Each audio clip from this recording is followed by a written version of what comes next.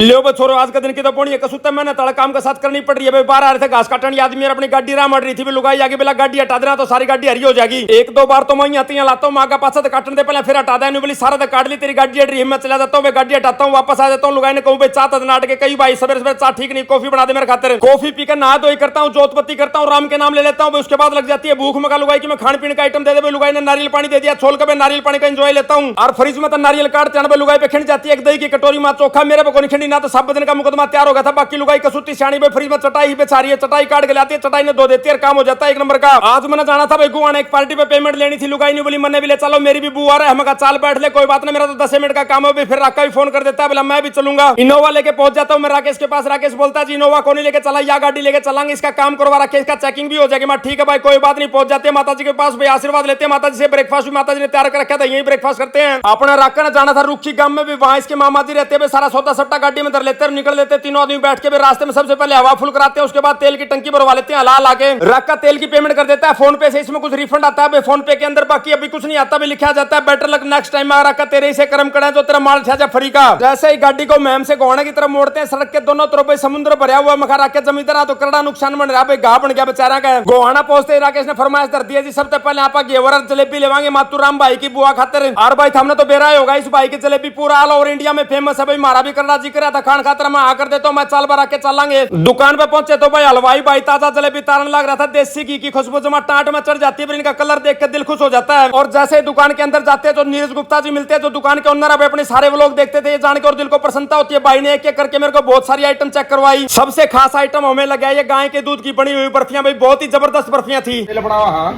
पकड़ ले कान हरियाणा की जो ताई है ना हमारी, कान ऐसे ले रही छाजा भर गए, बीच के पुरान बोल लगा वो भी सुनेगा।